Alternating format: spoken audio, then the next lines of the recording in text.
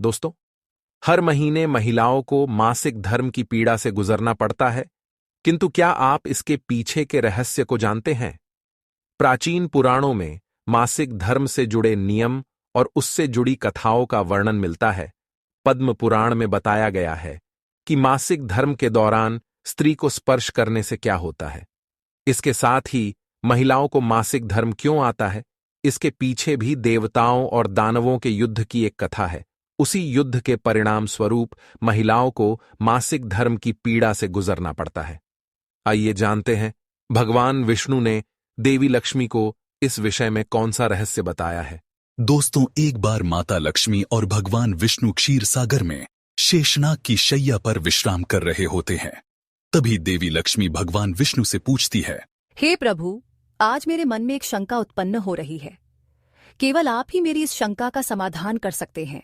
भगवान विष्णु कहते हैं, हे प्रिय, तुम्हारे मन में जो भी शंका हो निसंकोच होकर पूछो, मैं तुम्हारी सभी शंकाओं का समाधान अवश्य करूंगा। देवी लक्ष्मी कहती है, हे प्रभु, किस श्राप के कारण स्त्रियों को मासिक धर्म की पीड़ा सहन करनी पड़ती है? मेरा दूसरा प्रश्न यह है प्रभु, एक रजस्वला स्त्री को कौन से कार्य नहीं करने चाहिए जिससे उन्हें पाप लगता है? भगवान विष्णु कहते हैं, हे देवी, आज तुमने मानव जाति के कल्याण के लिए बहुत ही उत्तम प्रश्न किया है। तुम्हारे इन सभी प्रश्नों का उत्तर देवशर्मा की इस प्राचीन कथा से प्राप्त हो जाएगा। इस महान कथा का श्रवण करने मात्र से ही समस्त पापों का नाश होता है। जो भी पति पत्नी इस कथा को ध्यानपूर्वक सुनते हैं, उन्हें सौभाग्य की प्राप्ति होती है। इसीलिए हे देवी, आप भी इस कथा को ध्यानपूर्वक सुनिए। देवी लक्ष्मी कहती हैं, हे प्रभु, ये देवशर्मा कौन थे? उनका आचार विचार कैसा था? मैं इस कथा को अवश्य सुनना चाहती हूँ। कृपया आप इस कथा को मुझसे कहिए। मैं इसे ध्यानपूर्वक पूरा अवश्य सुनूंगी। भगवान विष्णु कहते हैं, हे देवी, पूर्वकाल की बात है जब मध्य देश में एक अत्यंत शोभायमान और समृद्ध नगरी हुआ करती थी। उस नगरी के लोगों में धर्म, सदाचार और पुण्य कर्म की भावना इतनी प्रबल थी कि चारों ओर का वातावरण पवित्रता से आलोकित रहता था। उसी नगरी में देवशर्मा नाम के एक ब्राह्मण का निवास था। देवशर्मा केवल नाम से ही नहीं, अपितु अपने आचरण, चरित्र और ज्ञान के कारण भी सच्चे अर्थों में देव थे। वे समस्त शास्त्रों और वेदों का गहन अध्ययन कर चुके थे। देवशर्मा की दिनचर्या अत्यंत नियमित थी। प्रातःकाल होते ही वे नित्य कर्म से निवृत्त होकर पूजा की तैयारी में जुट जाते। प्रतिदिन वे पूजा पाठ के बाद दान का आयोजन करते, जिसमें दरिद्र, याचक, विद्यार्थी और सन्यासी अपना आश्रय पाते। उनका यह स्वभाव था कि कोई भी व्यक्ति उनके द्वार से खाली हाथ न लौटता। यज्ञ, हवन, संध्या वंदन और दान के कार्यों में उनका दिन बीतता और वे एक पल भी धर्म कार्यों से विचलित नहीं होते। देवशर्मा की पत्नी का नाम भगना था। वह अपने आप में गुणों की खान थी। पतिव्रता स्त्री थीं, जिन्होंने अपना सारा जीवन अपने पति के आदर्शों और धर्म पथ पर समर्पित कर दिया था। वह अत्यंत चरित्रवान थीं और उनके मुखमंडल पर ऐसी दिव्यता थी कि देखते ही लोग उनके प्रति आदर भाव से भर जाते। भगना अपने पति की हर इच्छा का पालन करतीं, उन्हें धर्म कार्यों में पूरा सहयोग देतीं और स्वयं भी गृहस्थी के सभी कार्यों को धर्मपूर्वक निभातीं। उन्होंने अपने आचरण से यह सिद्ध कर दिया था कि सच्चा पतिव्रता धर्म कैसे निभाया जाता है। भगना का स्वभाव भी अत्यंत शांत और सौम्य था। उनके हृदय में सभी के लिए करुणा थी। वे अपने घर आए याचकों को दान देने में कभी संकोच नहीं करती थीं। निर्धन, भूखे या दुखी लोग जब भी उनके द्वार पर आते, भगना अपनी ममता से भरे हुए हाथों से उन्हें भोजन करातीं, वस्त्र देतीं और आश्रय प्रदान करतीं। उनकी दयालुता और करुणा के चर्चे पूरे नगर में थे। इस प्रकार देवशर्मा और भगना की जोड़ी एक आदर्श दंपति की थी। देवशर्मा एक दिन अपने आंगन में बैठे हुए विचारमग्न थे। उनके मन में आया कि सभी प्रकार के धार्मिक कार्यों के बावजूद उन्होंने अब तक भगवान सत्यनारायण की पूजा नहीं की है, जो हर शुभ कार्य में समृद्धि और सुख शांति का प्रतीक मानी जाती है। उनके मन में श्रद्धा उमड़ पड़ी और उन्होंने निर्णय लिया कि वे अपने घर पर भव्य सत्यनारायण पूजा का आयोजन करेंगे। इस पूजा में वे न केवल ब्राह्मणों को बल्कि नगर के सभी निवासियों को आमंत्रित करेंगे ताकि सभी के जीवन में धर्म, सुख और शांति का संचार हो सके। देव शर्मा ने स्वयं जाकर नगर के प्रमुख ब्राह्मणों और अन्य लोगों को पूजा का निमंत्रण दिया। वे प्रत्येक घर में जाकर आदरपूर्वक सभी से विनम्रता से निवेदन करते कि वे उनके घर पधारें और भगवान सत्यनारायण की पूजा में शामिल होकर अपना आशीर्वाद प्रदान करें। ब्राह्मणों और नगरवासियों को उनका निमंत्रण स्वीकार करते हुए अत्यंत प्रसन्नता हो रही थी, क्योंकि सभी जानते थे कि देव शर्मा कितने धर्मपरायण और पवित्र आत्मा थे। आखिरकार वह पावन दिन आया जब देव शर्मा ने सत्यनारायण की पूजा का आयोजन किया। वे पूजा की विधियों में पूरी तरह तल्लीन हो गए। उन्होंने मंत्रोच्चारण के साथ भगवान का आवाहन किया, हवन में आहुति दी और पूरे विधिपूर्वक पूजा संपन्न की।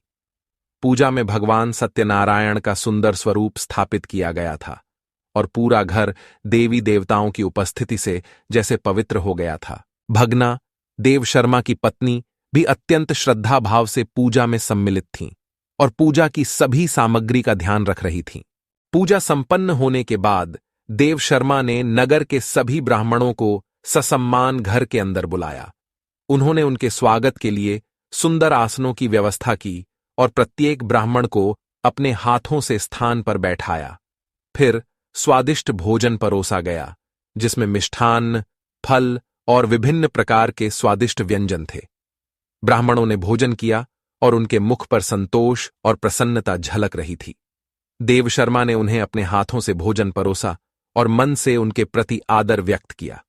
भोजन समाप्त होने के बाद देव शर्मा ने सभी ब्राह्मणों को वस्त्र, आभूषण और अन्य उपहारों का दान दिया। उन्होंने भगवान का स्मरण करते हुए उनसे आशीर्वाद प्राप्त किया। ब्राह्मणों ने उन्हें अपनी शुभकामनाएं दीं और वहां से विदा हुए, देव शर्मा को आशीर्वाद देते हुए कि भगवान सदैव उनकी रक्षा करें और उनके कुल की कीर्ति बढ़ाएं।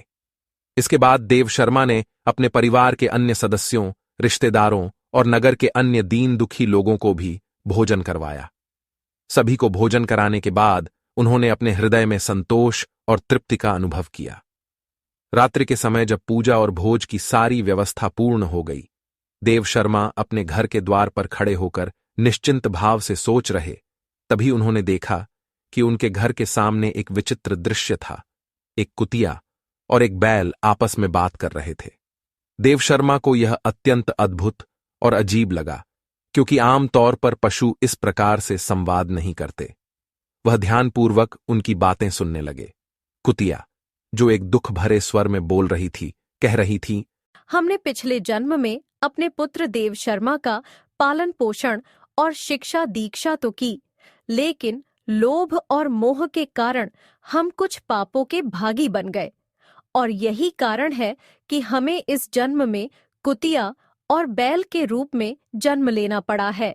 बैल ने गहरी आवाज में उत्तर दिया, हाँ, हमारे पापों का यह प्रतिफल है कि हमें ऐसे शरीर में जन्म लेना पड़ा है, लेकिन हमारा पुत्र देव शर्मा इतना धर्मात्मा है, इतना पुण्यशील है कि उसकी पूजा और धर्म कार्यों के फल स्वरूप हमें भी मुक्ति की आशा जागती है। यह सुनते ही देव शर्मा स्तब्ध रह गए। उनके सामने साक्षात उनके माता पिता थे, जो पिछले जन्म के पापों के कारण इस जन्म में पशु योनि में जन्मे थे। उनका हृदय करुणा और प्रेम से भर गया। वे सोचने लगे, मेरे माता पिता जिन्होंने मुझे इस संसार में लाया, उनकी मुक्ति के लिए मैं क्या कर सकता हूं। इस चिंता में वे रात भर सो नहीं पाए। उनका मन व्याकुल था और वे भगवान का स्मरण करते हुए उपाय सोचते रहे। अंततः उन्होंने निश्चय किया कि इस समस्या का समाधान केवल मुनि वशिष्ठ जी ही बता सकते हैं। मुनि वशिष्ठ को धर्म और कर्म का ऐसा गहन ज्ञान था कि वे अवश्य ही उनके माता पिता की मुक्ति का मार्ग सुझा सकेंगे। जैसे ही सुबह हुई, देव शर्मा स्नान आदि से निवृत्त होकर मुनि वशिष्ठ जी के आश्रम की ओर चल पड़े। आश्रम पर आते ही मुनि वशिष्ठ जी ने देव शर्मा का स्वागत किया। वशिष्ठ जी कहने लगे, हे ब्राह्मण श्रेष्ठ, आज किस कारण से आपका हमारे आश्रम में आगमन हुआ है? आप दुखी दिखाई पड़ते हो। आपके दुख का क्या कारण है? बताओ। देव शर्मा कहता है, हे मुनिवर, आपको प्रणाम है, आपके दर्शन से आज मेरा जन्म सफल हुआ है। हे मुनीश्वर, आज मैं आपके पास एक शंका लेकर आया हूं। कृपया आप ही मुझे इस दुख से बाहर निकाल सकते हैं। मैं अत्यंत दुखी और दुर्बल हो गया हूं। वशिष्ठ जी कहते हैं, हे ब्राह्मण, दुख न करो। तुम्हारी जो भी शंका हो निसंकोच होकर पूछो, मैं अवश्य तुम्हारी शंका का समाधान करूंगा। फिर देवशर्मा कहता है, हे मुनिवर, कल मैंने अपने घर पर भगवान विष्णु का पूजन किया तथा अनेक ब्राह्मणों को और भूखे लोगों को भोजन कराया। विधि पूर्वक भगवान का पूजन किया। फिर मेरे द्वार पर एक कुतिया और एक बैल आ गया। दोनों मेरे घर के सामने खड़े होकर बात कर रहे थे। कुतिया ने गहरी पीड़ा और दुख भरे स्वर में उस बैल से कहना शुरू किया, हे स्वामी, आज जो घटना घटी वह अत्यंत विचलित करने वाली थी। हमारे पुत्र के घर में ब्राह्मणों के भोजन के लिए शुद्ध दूध का बर्तन रखा हुआ था। उस दूध को विशेष रूप से पूजा के बाद ब्राह्मणों को परोसने के लिए रखा गया था। पूरा घर पूजा के कार्यों में व्यस्त था और कोई इस ओर ध्यान नहीं दे रहा था कि इस पवित्र दूध के बर्तन के पास अचानक एक विषैला सांप आकर अपना फन फैलाकर बैठ गया। जैसे ही मेरी दृष्टि उस ओर गई, मैंने देखा कि वह सांप धीरे धीरे उस दूध के बर्तन के पास जा पहुंचा। फिर उसने अपना विष उस दूध में उगल दिया। जब मैंने यह देखा तो मेरे हृदय में चिंता और भय उत्पन्न हो गया। वह दूध यज्ञ के उपरांत बनने वाले भोजन का हिस्सा बनने वाला था। कल्पना कीजिए, यदि उस विषैले दूध से भोजन बनता और ब्राह्मणों तथा अन्य अतिथियों ने उस भोजन का सेवन कर लिया होता तो कितनी भयानक त्रासदी हो जाती। मेरे मन में यह विचार आया कि मेरे अपने पुत्र के घर में होने वाले इस पवित्र कार्य में इस प्रकार का संकट आ गया है, और यदि मैं इसे नहीं रोकती तो इसका परिणाम न जाने कितना भयंकर होता। कुतिया ने दर्द भरे शब्दों में आगे कहा। मैंने तत्काल एक साहसिक निर्णय लिया और बिना किसी और बात की परवाह किए उस विषैले दूध के बर्तन में से सारा दूध पी लिया। मुझे यह भली भांति ज्ञात था कि इस विषैले दूध को पीने से मेरी मृत्यु भी हो सकती है, परंतु मैंने सोचा कि यदि मेरे प्राणों की आहुति देकर इतने सारे निर्दोष लोगों का जीवन बच सकता है तो यह मेरा कर्तव्य है। यह सोचकर मैंने वह विष भरा दूध पी लिया। मुझे लगा कि मैंने एक धर्म का कार्य किया है, लेकिन मेरी यह बलिदान भावना मेरी बहू की दृष्टि में नहीं आई। जैसे ही मेरी बहू ने मुझे दूध का बर्तन खाली करते हुए देखा, वह मुझ पर अत्यंत क्रोधित हो गई। उसने बिना कारण पूछे मुझ पर बुरी तरह से प्रहार करना शुरू कर दिया। उसने मुझे इतनी बेरहमी से पीटा कि मेरा शरीर आहत हो गया। मेरी हड्डियां पर जैसे टूट सी गईं और मैं भयंकर पीड़ा में डूब गई। उसके प्रहारों से मेरा शरीर इतना घायल हो गया है कि मैं अब मुश्किल से चल पा रही हूँ। मेरे पैरों में इतना दर्द है कि कदम कदम पर ऐसा लगता है कि मैं गिर जाऊंगी। मैं लंगड़ाते हुए चलती हूँ और हर कदम पर वह पीड़ा मेरे पूरे शरीर में फैल जाती है। यह दुख सहते हुए भी मैंने अपने पुत्र और उसके घर के सम्मान के लिए सब कुछ सहन किया, परंतु आज मेरी यह स्थिति देखकर मेरे मन में संतोष नहीं है। मैंने अपने परिवार को एक संकट से बचाने का प्रयास किया, लेकिन इसके बदले में मुझे यह असहनीय कष्ट मिला है। देवशर्मा कहता है, हे मुनिवर, उस कुतिया की करुण कथा सुनकर बैल के हृदय में एक गहरी वेदना उमड़ पड़ी। उसने भारी स्वर में गहरी उदासी के साथ अपनी कथा कहनी शुरू की। हे प्रिय, तुम्हारी पीड़ा ने मेरे हृदय को कंपा दिया है। तुम्हारे साथ जो हुआ वह अन्यायपूर्ण था और तुम्हारे त्याग का यह प्रतिफल देखकर मुझे भी दुख हो रहा है। परंतु अब मैं तुम्हें अपने दुख का कारण सुनाता हूं, जो शायद तुम्हारे दुख से अलग नहीं है। मैं भी एक समय इस ब्राह्मण देवशर्मा का पिता था। इस संसार में मैंने उसे जन्म दिया, उसका पालन पोषण किया, उसे अच्छे संस्कार दिए और जीवन के हर सुख दुख में उसके साथ खड़ा रहा। लेकिन आज जब मुझे उसकी थोड़ी सी भी सहानुभूति की आवश्यकता थी, उसने मुझे एक पल के लिए भी ध्यान नहीं दिया। इस ब्राह्मण ने आज बड़े श्रद्धा भाव से सत्यनारायण का पूजन किया, सभी ब्राह्मणों को भोजन कराया, नगर के निर्धनों और भूखों को तृप्त किया। उसने हर अतिथि का सम्मान किया और सबकी सेवा में मनोयोग से लगा रहा। हर कोई उसकी उदारता और दयालुता की सराहना कर रहा था। घर में हर किसी के लिए भोजन और जल का प्रबंध किया गया, परंतु उसने मुझे एक मुट्ठी घास तक नहीं डाली, मुझे जल तक नहीं दिया। मैं वहां खड़ा उसे देखता रहा, सोचता रहा कि शायद वह मेरी ओर देखेगा, मेरे लिए भी कुछ करेगा, परंतु उसने एक बार भी मेरी ओर मुड़कर नहीं देखा। मैं जानता हूं कि इस जन्म में मैं एक पशु के रूप में हूं और शायद उसके लिए मैं अब केवल एक बैल हूं, परंतु मेरा हृदय तो वही है जो पिता का था। मैंने सोचा था कि भले ही मैं पशु योनि में हूं, परंतु वह अपने कर्मों से मुझे आदर देगा, मेरी देखभाल करेगा। परंतु मुझे यह देखकर गहरा आघात पहुंचा कि उसकी सारी दया और करुणा दूसरों के लिए थी, पर मुझ पर उसने ध्यान नहीं दिया।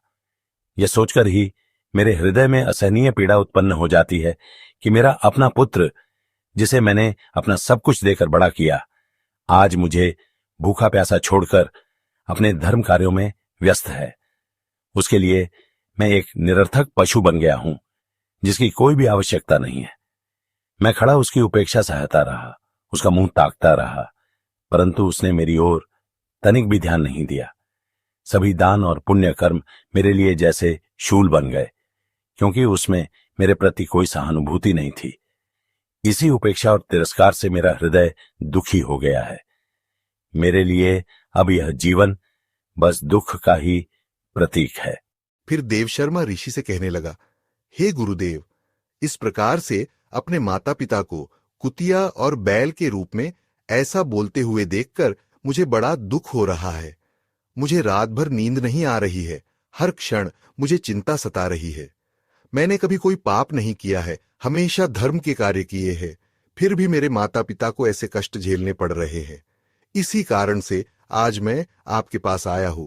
कृपया आप अपनी योग्य शक्ति से पता करके मुझे बताइए, किस कारण से मेरे माता पिता की ऐसी दुर्दशा हुई है और उनकी मुक्ति के लिए मुझे कौन सा कर्म करना चाहिए। फिर गुरु वशिष्ठ ध्यान लगाते हैं और उस ब्राह्मण के माता पिता के पूर्व जन्म के कर्मों को देखते हैं और देव शर्मा से कहने लगते हैं, हे ब्राह्मण, तुम्हारे माता पिता ने पिछले जन्म में घोर पाप किया है, उसी पाप के कारण आज उनकी ऐसी दुर्दशा हुई है। देव शर्मा कहता है, हे गुरुदेव, किस पाप के कारण मेरे माता पिता की दुर्दशा हुई है, कृपया विस्तार से बताइए, मैं जानना चाहता हूं। मुनि वशिष्ठ ने गंभीर स्वर में देव शर्मा की ओर देखते हुए कहा, हे ब्राह्मण देवता, तुम्हारा हृदय अपने माता पिता की पीड़ा से द्रवित हुआ है और यह तुम्हारी धर्मपरायणता का प्रमाण है। परंतु तुम ध्यान पूर्वक सुनो, क्योंकि इस संसार में प्रत्येक दुख का कोई न कोई कारण होता है और तुम्हारे पिता का यह दुख भी उनके अपने कर्मों का ही फल है।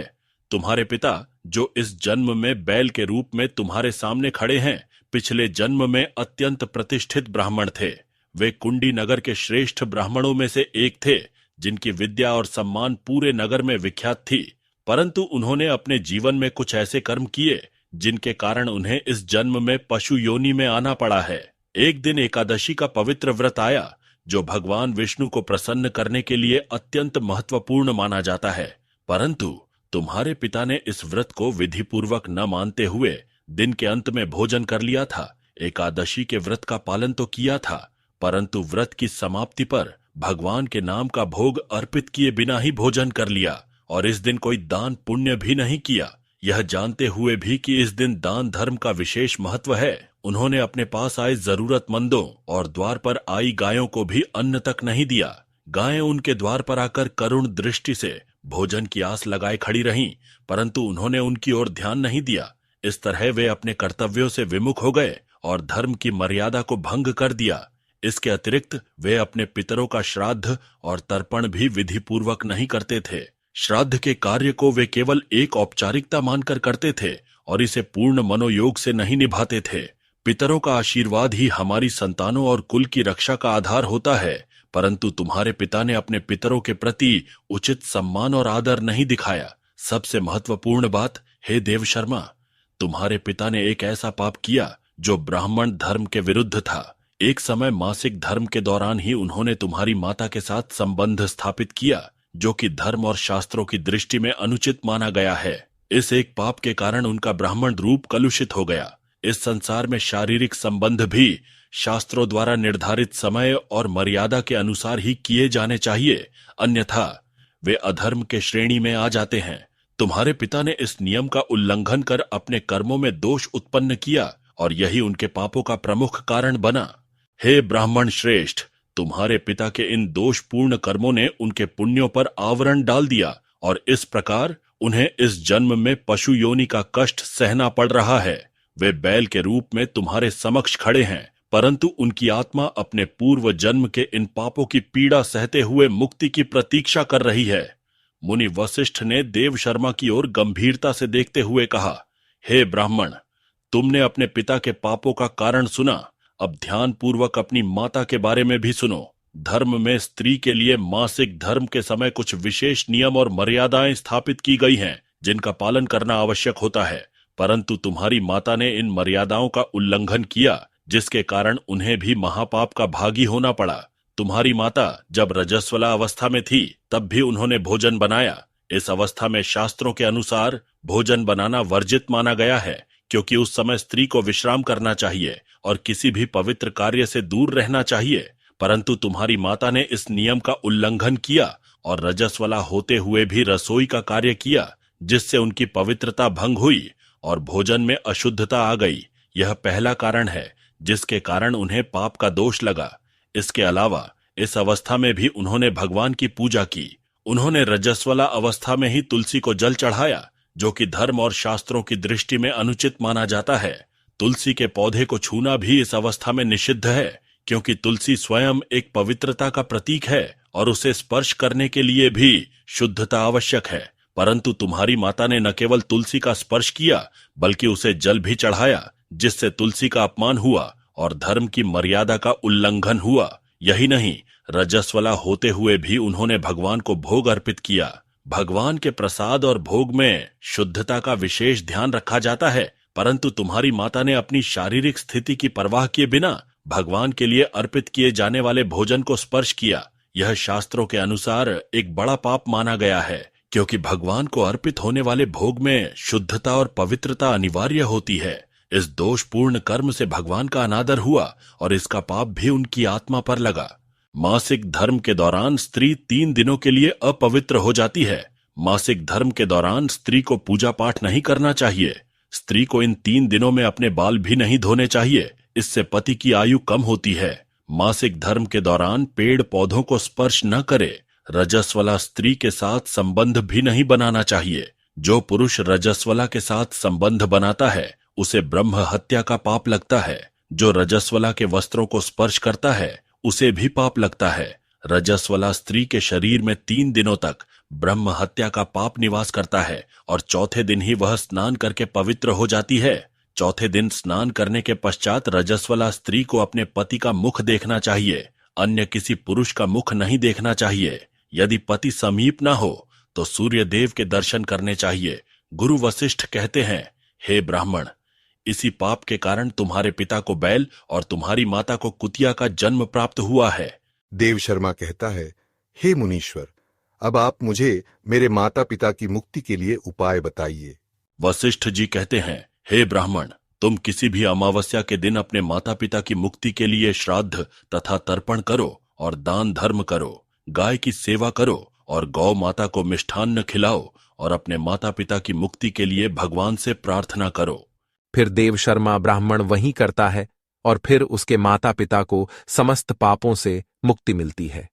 भगवान विष्णु माता लक्ष्मी से कहते हैं, हे देवी, मैंने तुम्हें रजस्वला स्त्री को कौन से कार्य नहीं करने चाहिए इस विषय में बता दिया है। अब मैं तुम्हें बताता हूं किस कारण से स्त्री को मासिक धर्म से गुजरना पड़ता है। सत्ययुग में कालकेय नाम से प्रसिद्ध दानव हुआ करते थे। दानव होने के कारण उनका स्वभाव उग्र था और वे हमेशा ही युद्ध करने के लिए तत्पर रहते थे। फिर एक दिन सभी दानव वृत्रासुर के साथ मिलकर स्वर्गलोक पर चढ़ाई करने लगे।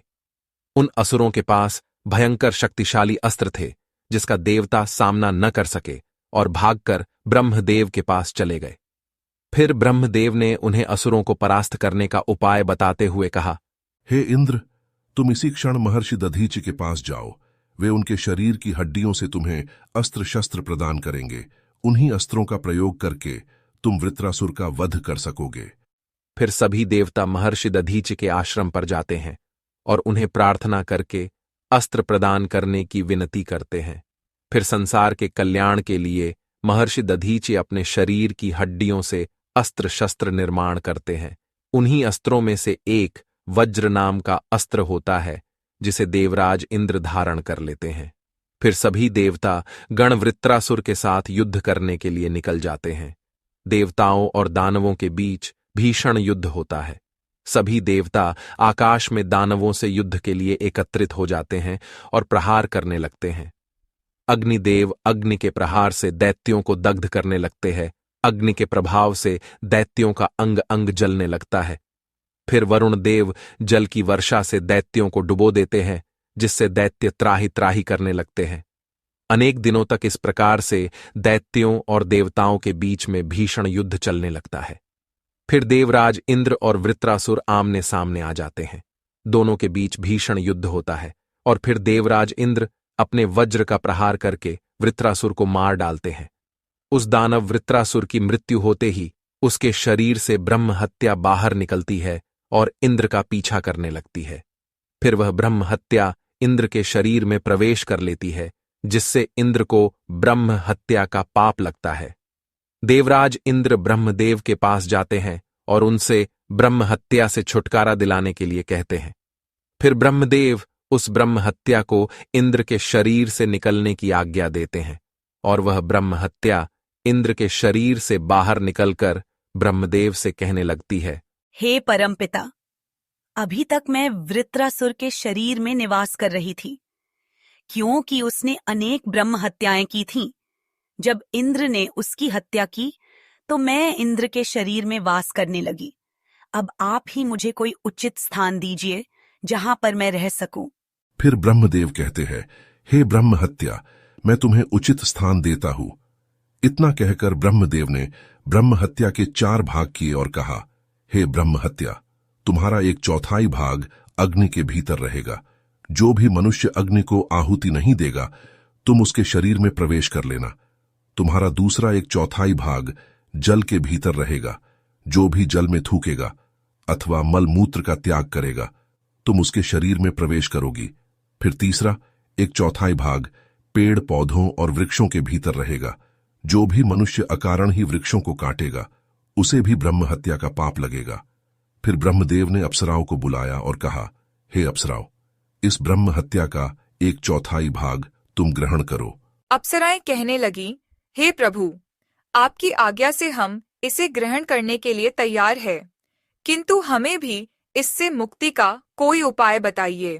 फिर ब्रह्मदेव कहने लगे, हे अप्सराओं, जो भी पुरुष रजस्वला स्त्री के साथ संबंध करेगा, उसके अंदर यह ब्रह्म हत्या प्रवेश कर जाएगी। इस प्रकार से ब्रह्म हत्या के 4 भाग हुए, एक अग्नि में, दूसरा जल में, तीसरा वृक्षों में और चौथा स्त्रियों के अंदर प्रवेश कर गया। उसी ब्रह्म हत्या के भाग के कारण स्त्रियों को मासिक धर्म आता है। जो भी पुरुष मासिक धर्म के दौरान स्त्रियों को स्पर्श करता है अथवा उनके साथ संबंध बनाता है, उसे ब्रह्म हत्या का पाप लगता है। भगवान विष्णु कहते हैं, हे देवी, इस प्रकार से मैंने आपको स्त्री के रजस्वला होने के पीछे की कथा और रजस्वला स्त्री को कौन से कार्य नहीं करने चाहिए आदि के विषय में बता दिया है। मां लक्ष्मी कहती है, हे प्रभु, आज आपने मुझे बहुत ही महत्वपूर्ण ज्ञान दिया है। मैं भी आपको वचन देती हूँ, जो भी स्त्री मासिक धर्म के दौरान पूजा पाठ करेगी, पति के साथ संबंध रखेगी, उसके घर में मैं प्रवेश नहीं करूंगी। तो दोस्तों, इस प्रकार से मासिक धर्म के दौरान स्त्रियों को ये कार्य नहीं करने चाहिए।